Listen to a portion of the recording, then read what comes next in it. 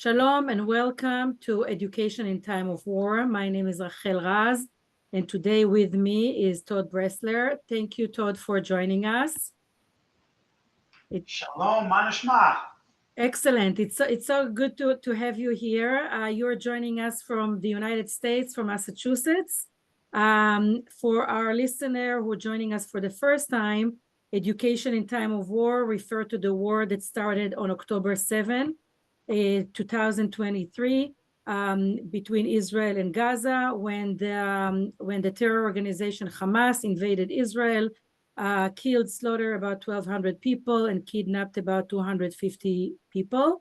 Unfortunately, today it's the 537th day since this day of beginning of the war, and 59 hostages are still in captivity.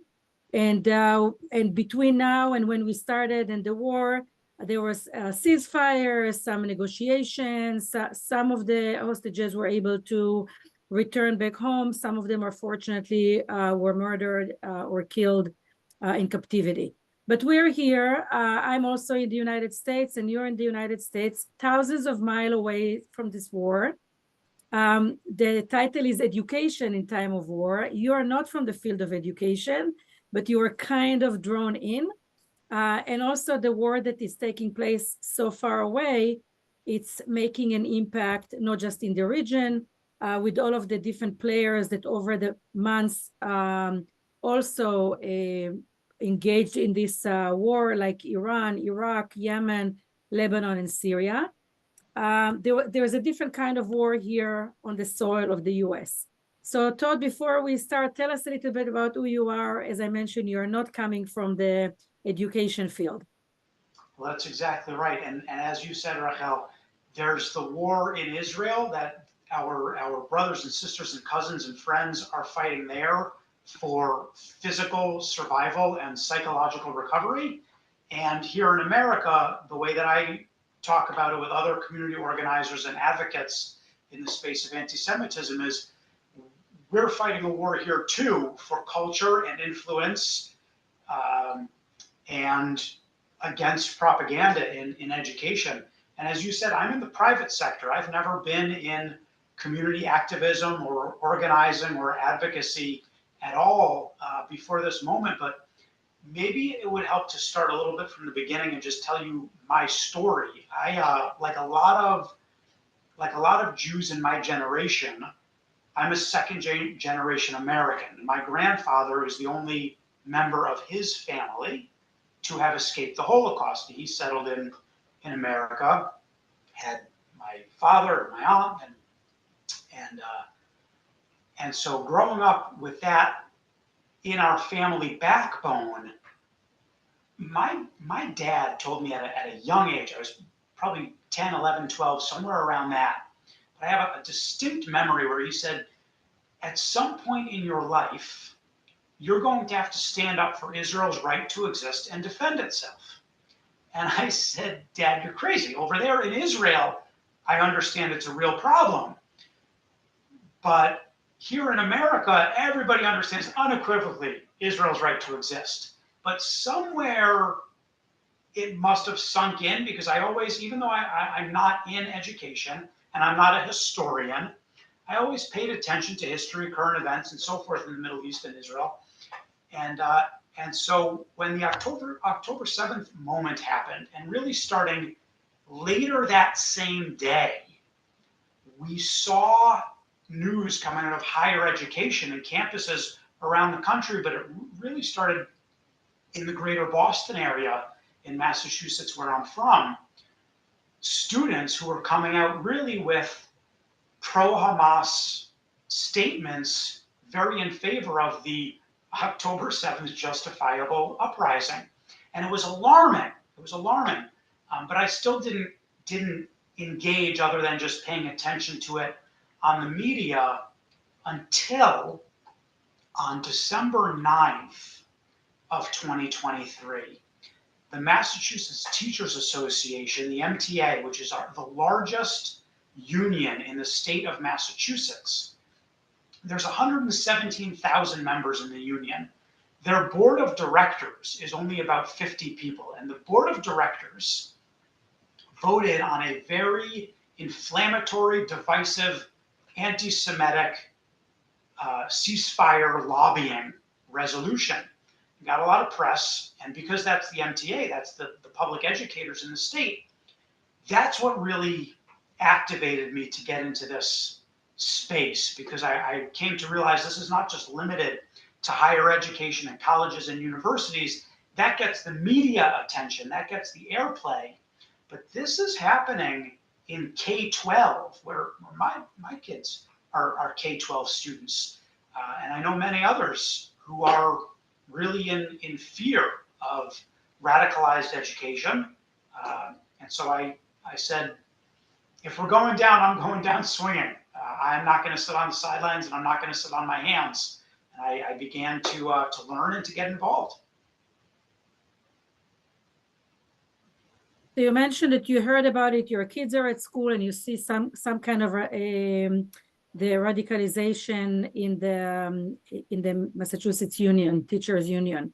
Can you give like examples, or what did you actually, how did you hear about it? Was it like in the media, or what was the process that caught your attention? So what started to happen after October 7th, really in the immediate aftermath of October 7th, is Jews, we're only about 2% of the population. We all know the statistics, about 2% of the American population. So we're a really small community. Even in greater Boston, that has a national and a really international reputation of being very Jewish, we're still a very small group here. So a lot of people started to gather on Facebook and just find like-minded communities and make connections, because we all, in this post-10/7 moment, we all needed to find space to be together with a community that understood what we were going through, because the broader communities where we lived didn't understand what we were going through and what we were dealing with. So there was an online gathering and meeting of connections in the immediate aftermath of October 7th. And it was in that space that somebody shared a media article covering that December 9th MTA board motion that I mentioned earlier. Read this, and the motion effectively said, the MTA is going to lobby it was the Biden administration at the time, we're going to lobby the Biden administration against the U.S. funding of Netanyahu's genocidal war against Gaza. Just the way they frame it is so anti-Israel and anti-Semitic. And I started to unpack that and figure out why. And the second half of that board motion said that they were going to create or curate a set of curriculum resources for educators to use. And the second part was really more dangerous than the first part. I went to look up the person who introduced the board motion, posted on his personal Facebook page on October 7th or 8th a piece of artwork that was a bulldozer crashing through the fence. And the person whose job it is in the MTA, he's a private employee of the union, who's the director of learning, whose job it is to curate this list of resources, he posted on October 8th or 9th on his personal Facebook page a meme that said, free Palestine, with a picture of someone wearing a keffiyeh and hurling a rock and somebody with a slingshot. So these really are anti-Israel activists who, one, raised the motion, and two, is going to be in charge of creating these resources. And it's something that, as a Jew, so many in our community were really scared of. And I need to, to add to that, these are the days that for those of us that have family in Israel, like I have lots of relatives and family in Israel, we were worried about their surviving, and their life. So it's not that I was also worried for them. It's here, like people are kind of cheering up for the evil things that are being done to them, and using all of these like manipulative lies.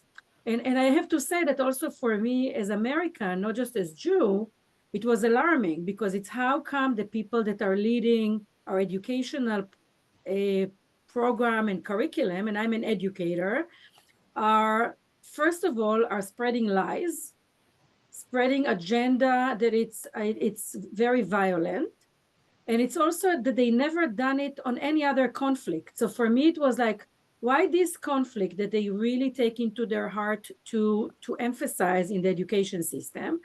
Why is it that they are taking actually the side of people that are with different values, that are looking for a destruction and killing and slaughtering also babies and elderly and all of that? And these are the people that are writing curriculum. And even more so, this is an area that I'm very familiar. So I know that these are lies and this is propaganda.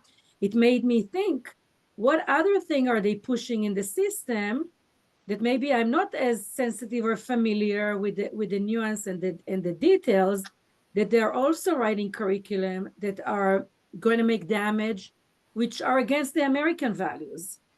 So you're spot on. You're spot on, Rachel.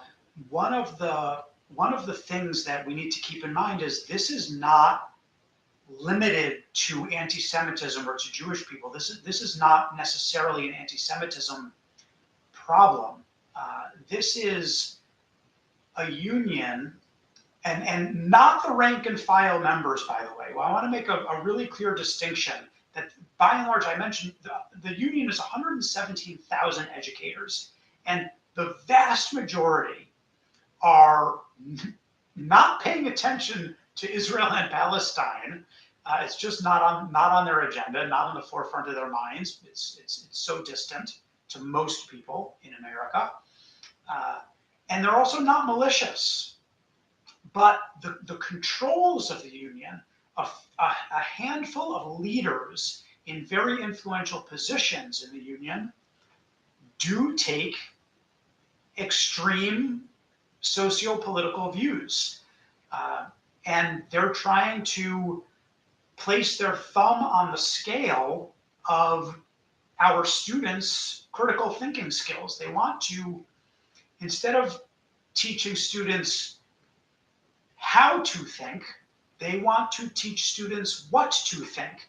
And instead of giving our students the skills to develop their own opinions and conclusions about controversial topics, they want to impress their own opinions, views, and ways of thinking onto our students. And the example that we're talking about now happens to be anti-Semitism and Israel, because that's the piece that's closest to my heart and to your heart.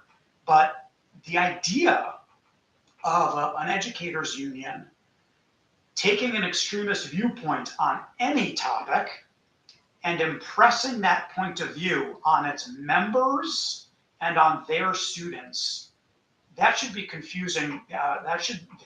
It is confusing why they would do it, but it should be concerning to everybody. and Todd, you like me and many others saw it, but you decided to do something about it. And this is why we're also recording this conversation, because I think that many people can learn from what you decided to do. Again, not just about this particular case, but in general, how to be engaged civically and think about, as citizen in our society. So maybe you can tell us, share a little bit, what did you decide to do and what did you find out? Absolutely. So I mentioned I'm not an educator by nature. So the first thing I need to do is learn about the education space in Massachusetts and do a landscape analysis. It's the same way that I would take on any major new strategic learning in my day-to-day job. I exercise those same skills in the education space. So I found experts in the field, people who I knew or people who I networked to, who are educators, who are union members, who work for what's called in Massachusetts DESE, D-E-S-E, the Department of Elementary and Secondary Education.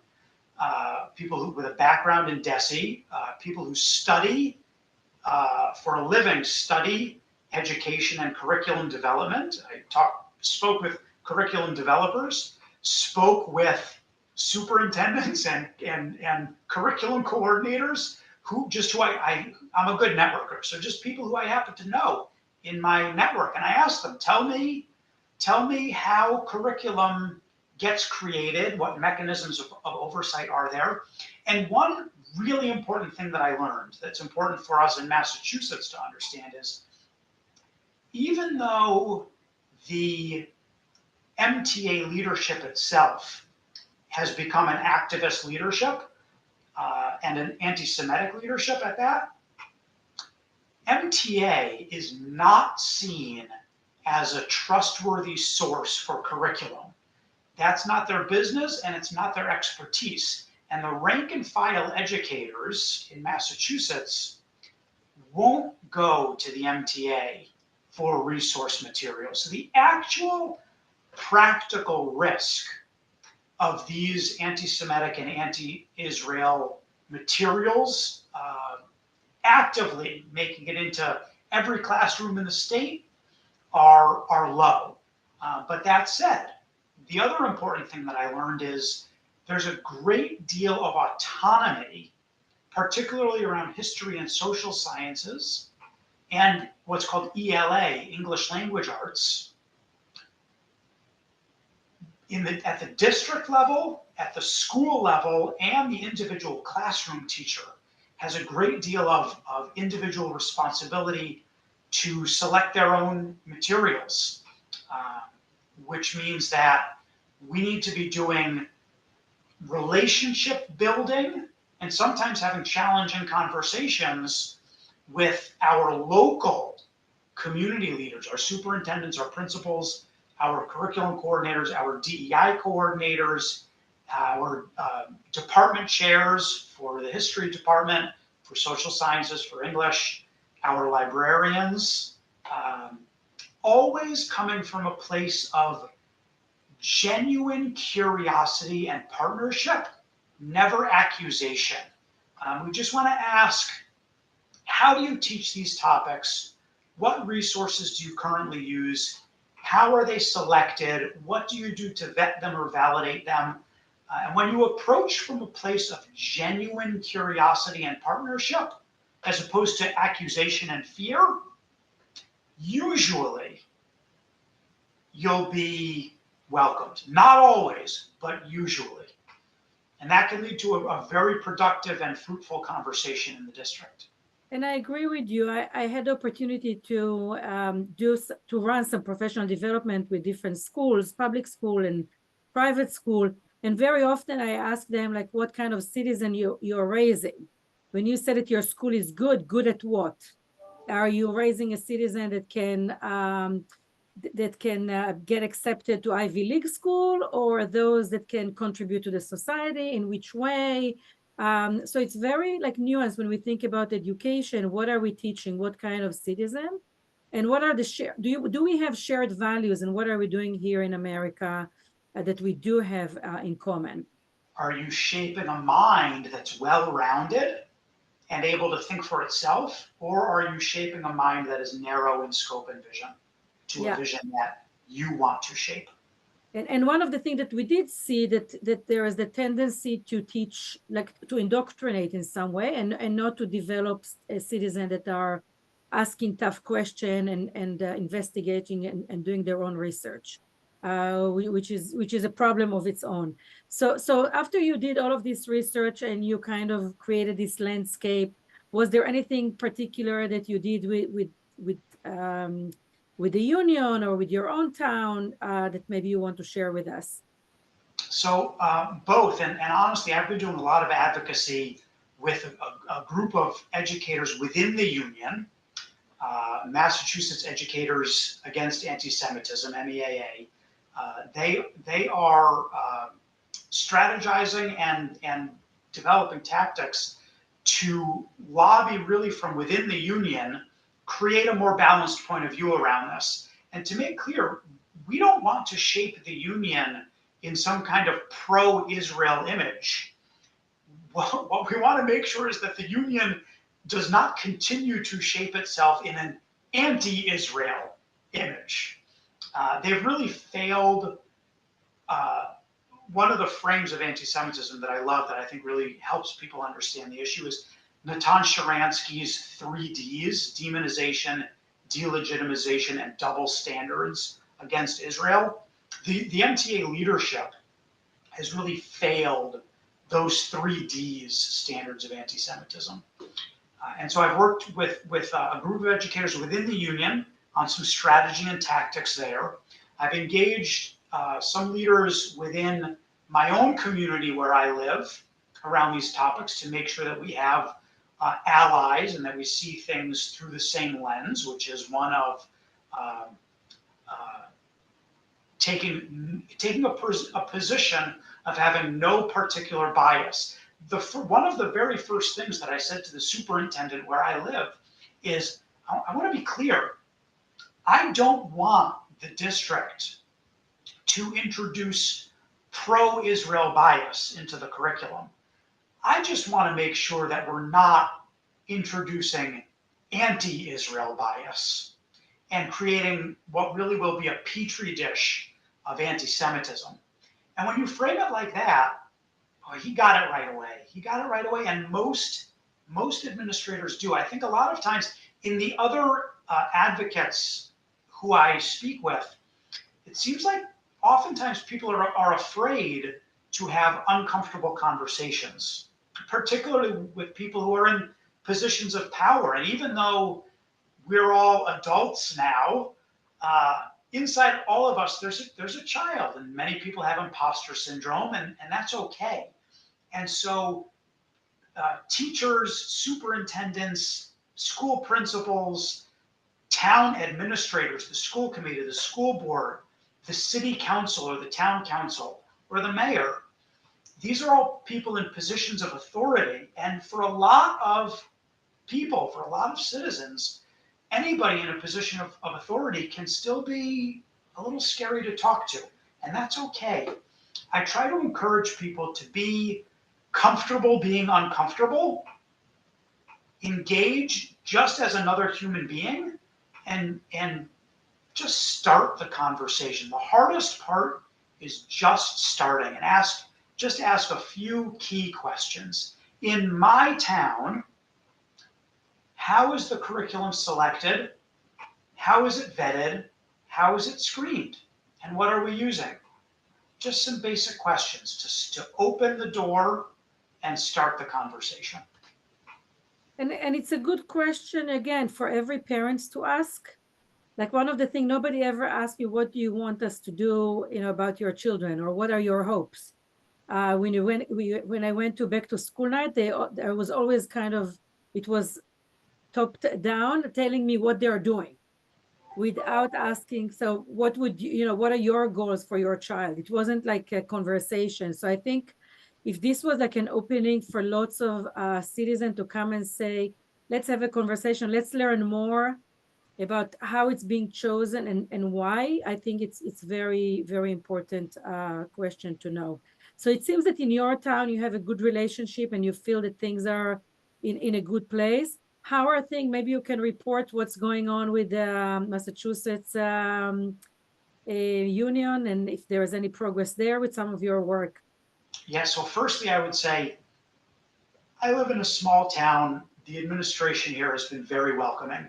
It's not like that everywhere, and I don't want to downplay the experience that other advocates in other areas of Massachusetts that I work with, that I communicate with pretty frequently. I don't want to downplay the challenges that some local communities are facing with their less welcoming administrations, or more maybe administrations who do lean the way that union leadership leans. And they have their own unique challenges where there are different tactics. If they've started the partnership conversation and haven't gotten what they need, there are towns that have formed formal or informal coalitions of Jews and allies to band together and come more as a singular voice to be a little bit more powerful at school committee, at city council, which is needed and has been done in some areas. Uh, on the union side, one of the amazing wins, in Massachusetts, we have a saying, as Massachusetts goes, so goes the nation. We're a very small state with outsized influence nationwide.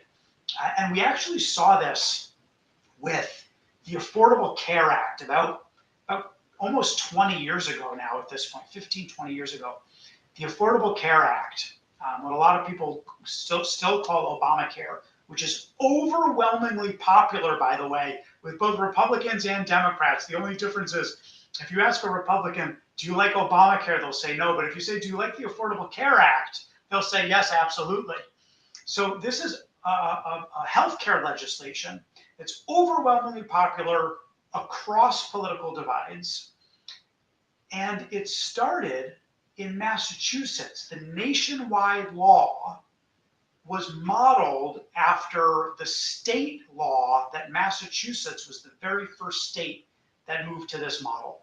So I think about that and the Affordable Care Act as my vision for the influence that Massachusetts can have on anti-Semitism. I think if Massachusetts statewide can create a model for combating anti-Semitism in K-12, that may be adopted nationwide.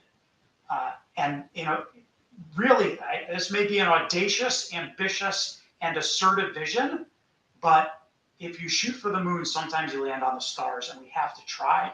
And we've actually taken some really, really tangible first steps to that. Actually, in this current legislative year, Massachusetts established in our state budget for the current fiscal year a state commission on combating anti-Semitism. A special commission was formed this year, and it's made up of within the state house, state senators, state representatives, leadership from across multiple organizations to study and ultimately deliver a set of recommendations to the governor at the end of this year on what we should do as a state to address these issues that you and I are talking about. Yeah, and you started with the fact that we are 2% of the population in the US, very successful, and in most cases are contributing to the society, educated and all of that. So to be targeted again, going back in history, and or not also Jews, but if we think about Israel, an ally with the same values of America, of the United States, and for those pushing and choosing the side of terror organization that it's being addressed as terror organization by the government of the United States, there is something deeper there. Do you have any theory or something? What happened that these people kind of took control, and why are they there and kind of pushing all of our education system to dark places, I would say? Well, there are a number of observations that I have, and this is based on qualitative data because it's very hard to quantify this. But educators tend to, I want to preface this by saying this supporting Israel should be a nonpartisan, apolitical position that everybody can take. I don't mind sharing my own political bent. I am generally liberal. I tend to lean progressive. In Massachusetts, that's not uncommon. And when I say I'm a progressive Zionist, some friends of mine say, oh, I didn't know there could be such a thing. One observation that I have within the education landscape is that educators tend to lean liberal and progressive. And that's okay, so long as they compartmentalize that and don't impress that worldview upon their students. One of the tactics that the Hamas propagandists were able to do, and do excruciatingly well, is they attached the Palestinian cause to the idea of what in America, what's called social justice. And social justice traditionally means standing up for African American rights, standing up for Latino rights, for LGBTQA rights, for the rights of minorities, standing up for DE&I, diversity, equity, and inclusion, all of which are good things with real and pressing needs that need our support. And by the way, supporting Palestinians, just in general, if you strip away the terrorism, is a very human thing to do. That's not bad. But there is a difference between being pro-Palestine and anti-Israel. And what the Hamas propagandists did is they linked their anti-Semitic, anti-Israel propaganda to the American social justice movement. And they infiltrated the social justice movement with the common myths and lies that we are all familiar with, that Israel's apartheid. Look, Israel's not apartheid.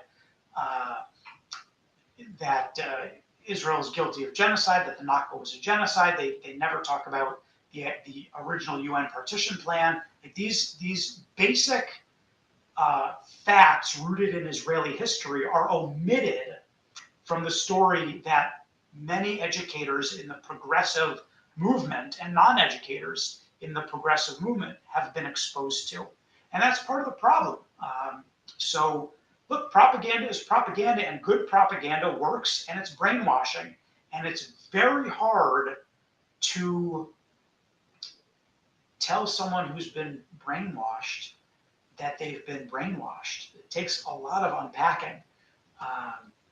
But I also want to acknowledge that I've met, through this work, other progressive Zionists who are not Jewish, who support Israel. And one of the very most important things that when I talk about this sort of political divide in the US, sometimes people try to frame this as a right versus left. And as a matter of fact, within the MTA, within the union, whenever the pro-Israel advocates against anti-Semitism raise a motion to curb some anti-Semitism coming from the union, one of the first things that the union leadership says is,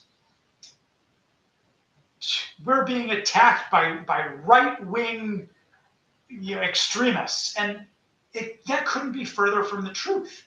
They want to create this political divide. And one of the things that I tell people right off the bat is, it's important in America. You talked about the values in education.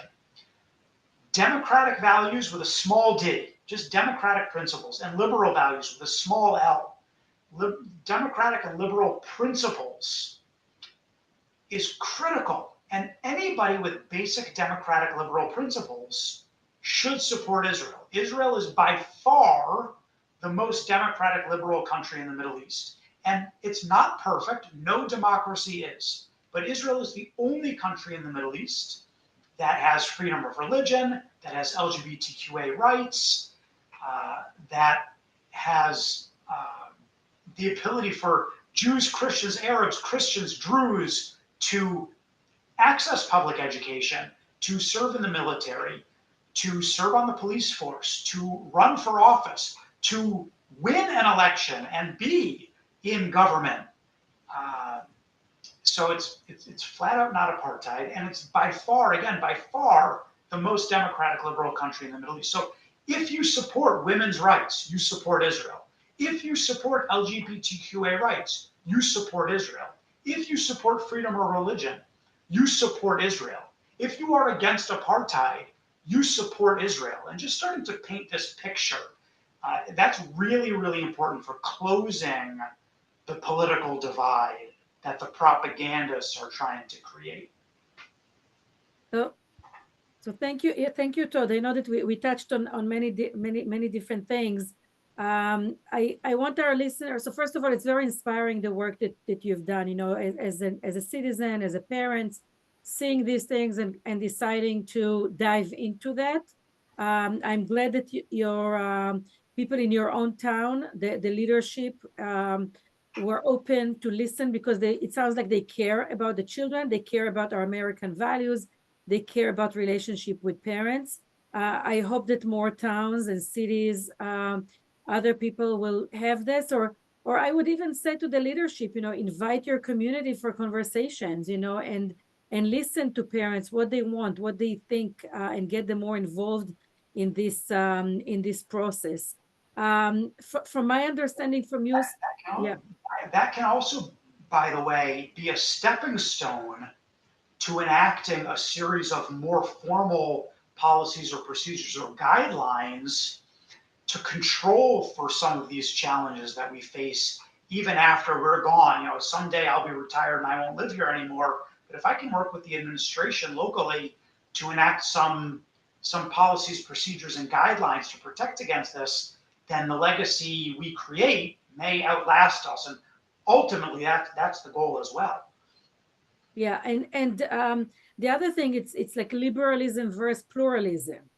Yes, Massachusetts is very liberal and very often with a democratic state, but when we need to open like the pluralism of ideas, and I know that there was like the balance between the freedom of speech, where versus like it's not always free to say if I want to hurt anyone. Where is the fine line with that? Maybe you can just tell us where things are standing right now with the Massachusetts Teacher Association. Did you manage to do any, you or and your other allies and other managed to make some changes? Can we feel better now for our education system in the state of Massachusetts? I think we can feel a little bit better now than we did on December 9th of 2023 when the original motion was introduced that got me and many other local activists off the bench and into the game. It's an uphill battle.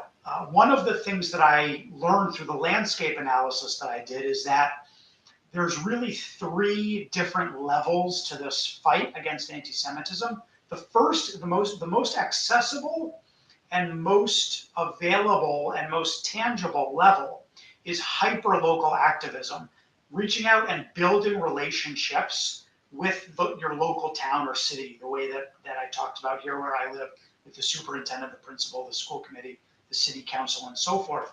That hyper-local level is the most tangible and accessible way to be an advocate.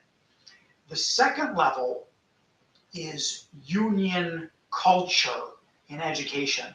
And because the union is a private enterprise, it's a private organization, although its members, its individual members are public employees, the union itself is a private organization, which means they have all of the same rights and controls and protections to write their own policies as any private organization does. So being able to influence the union itself is an uphill climb.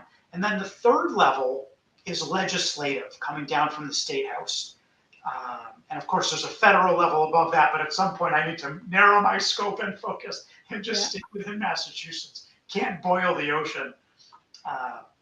And so part of influence in the union is a sandwich effect, which means gaining allies within our local districts to be a counter voice in the union that they work in, and gaining allies and advocates within the state house to influence the union leadership, because the MTA union needs friends at the state house. They've got a political agenda irrespective of anti-Semitism in Israel and Palestine. They have a political agenda that they want to lobby for and pass. And if they lose friends at the state house, they're not going to get anything done. So being able to create some bottom-up and top-down pressure against the union has been effective. One of the things that we were able to do is I mentioned the original board motion from about a year and a half ago included curating a set of curriculum resources. Now, they did release those resources a few months ago. And to absolutely nobody's surprise, those resources were incredibly biased and anti-Semitic.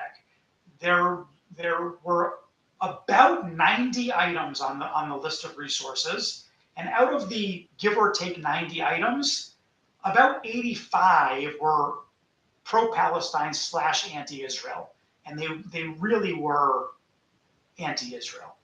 They were not from the moderate Palestinian voice. They were from the extreme Palestinian voice. And there were a few token Israeli perspectives added in to create the illusion of balance. Very soon after that was published, because of some relationships that were built with the media, now people are going to say, Jews control the media. We do not control the media. If we did, there would be no political divide on this issue. Believe it. If we controlled politics, there would be no political divide on this issue. Believe it. If we were a singular source of power, we would have rid the world of anti-Semitism by now. Clearly, we are not all powerful and all controlling. But we were able to get some very favorable media coverage in the Boston Globe and the Boston Herald, on TV, on websites, that fact, not opinion, presented the facts about those lists of resources that the Union put out. They are incredibly biased against Israel and overtly anti-Semitic. Those materials and the president of the MTA ended up getting called in front of the Massachusetts State Commission on Anti-Semitism and grilled and raked over the coals. 2 days before that commission hearing, a group of union members asked the MTA board to vote to remove those list of resources because they were so biased. That vote failed by a margin of almost 3-1. That vote failed. They said, we are not going to acknowledge those resources are anti-Semitic. We're going to go ahead and leave them up on the website. 2 days after that, they were called in front of the commission. The commissioners show some of the posters and content that are available in these curriculum resources that are overtly anti-Semitic. There's a poster with a dollar bill folded into the shape of a Magen David, of a Jewish star. There's a picture of a boot stomping on a snake that says "Stomp out Zionism." There is a picture of a terrorist with a keffiyeh, or to some people, a freedom fighter with a keffiyeh and a submachine gun, and it says, what was taken by force can only be returned by force. These images were shown to the president of the union, and he was asked to defend them.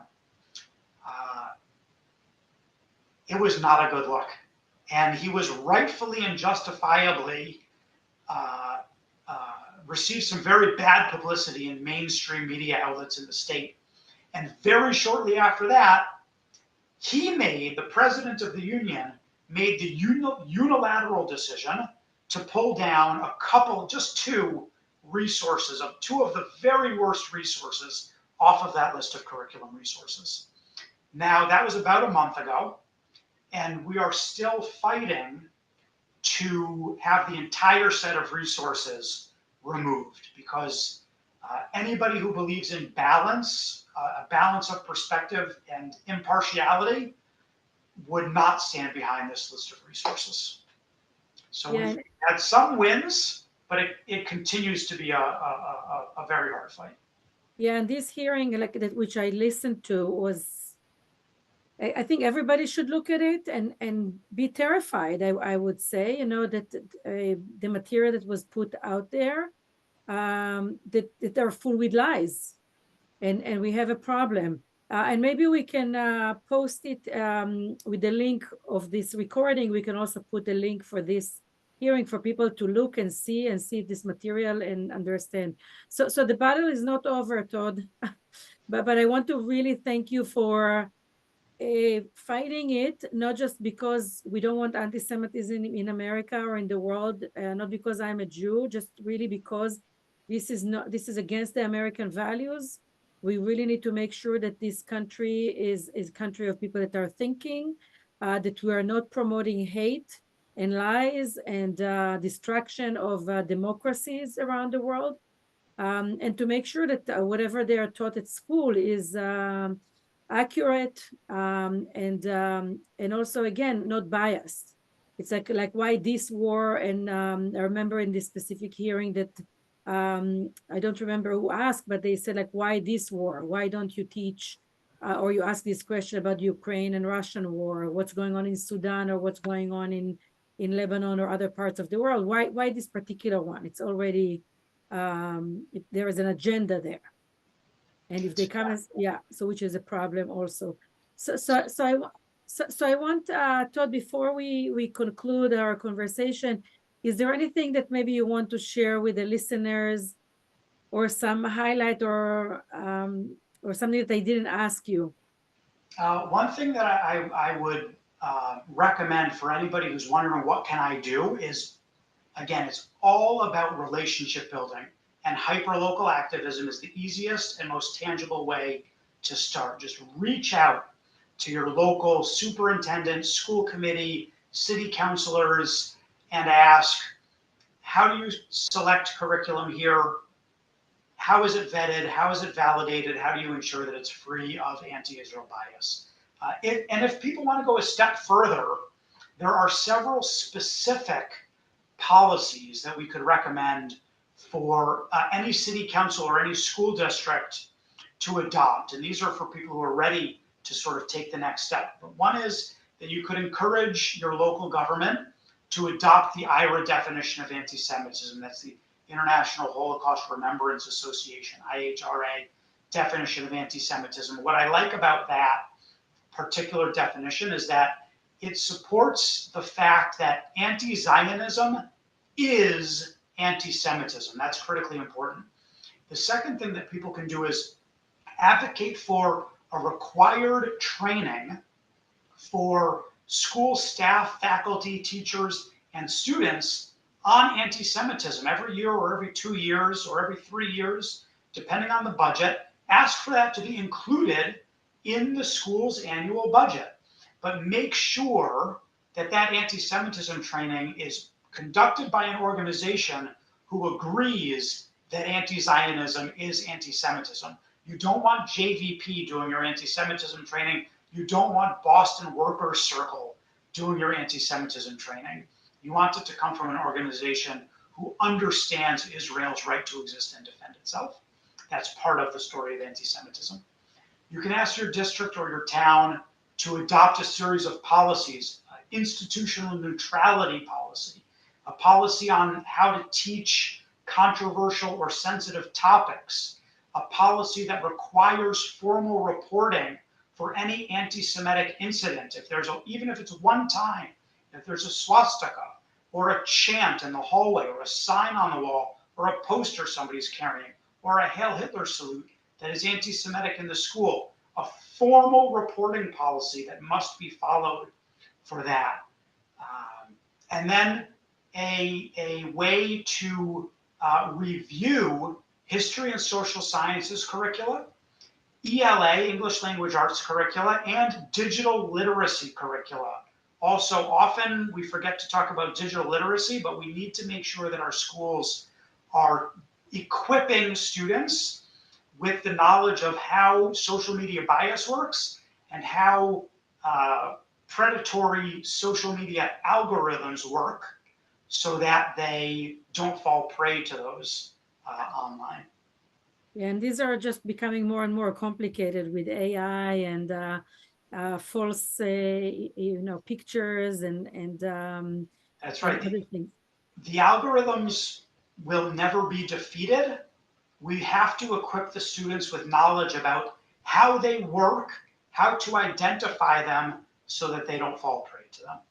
Yeah, and the problem is that I have to say that there is other side that for years and years, investing lots of money and resources to create materials, to write. Like I know that lots of people reach out to me that some of the local public library put a display about Palestine, and they have lots of new children books and other books that are full with also lies and propaganda. But those librarians don't know how to judge the quality of this material, and if the resources are well, and with again with the freedom of speech, they allow those books. And I know that we have issues here with some libraries removing certain books. We don't like the idea of removing certain books, but where is it that when we find, like with certain websites that are full with lies and propaganda and will promote hate and very hurtful behavior, when is it time to come and say, no, not in our library, not on this display, or it's not okay? So it's like it's intellectually dishonest and a disservice to the community and your customers to have any book display, whether it's a private bookstore or a public library. And a private bookstore is very hard to control, but in a public library, you can have a conversation. Say, look, it's a disservice to our community and it's intellectually dishonest to have a display with a Palestinian book and not an Israeli book right next to each other, side by side. And That's even judging, what kind of book is this? Because some book that I've seen, like children book that calling an intifada. An intifada, for people that know it, it's about killing, and we're teaching children to do these things. So is this against our values? that book in itself. We don't want to propagate. Yes, we shouldn't have and give a platform for this kind of book, that this is what they are calling and teaching our children, that this is like an okay behavior. So And there are many organizations that are working in the education space that are nonprofit education orgs that are working to overcome that obstacle by either producing material or by curating some lists of materials to look out for or watch out for. The Camera Education Institute is one of those, for example, that has some lists on books that are anti-Israel propaganda books. And you can share those lists with your local libraries or with your local school district and ask, are any of these books in our inventory? and in some way, this is like a war of culture. It's a war against the American values, and this is what we need to protect our values, our children, and our present and future. If you support American values, left, right, or center, if you support American values, you support Israel. Yeah, and Todd, I really want to thank you first of all for caring and deciding. I know it's many hours and lots of investment, in that, but this is really for our children and for our country. And thank you also for taking the time to share it with other listener, and hopefully people from different town will be encouraged, and maybe they'll reach out to you, or maybe we can have a meeting and share more of that and how to go about it. And it will be interesting also to find out what's happening in other states or in other countries around the world, because what we see here in Massachusetts, unfortunately, it's also common in other parts of our country. So I really want to thank you for everything that you're doing, and I look forward, maybe one day you will run for office. I think you have so much that you can bring. This it's very important. So I'm too honest for public office. yeah, no, but we need this spirit. We need this caring, and so maybe Well, maybe one day. thank you, Rachel, for having me. Thank you for the work that you do in the education space, and so much for getting our messages out there. And thank you to all of your listeners. So thank you very much, Todd. And this is thanks again for listening for Education in Time of War. This is Rachel Raz in conversation with Todd Bresler, and join us and listen to some other of our recording, and learn about inspiring work around the country and the world. Thank you, Todd, and thank you for our listeners.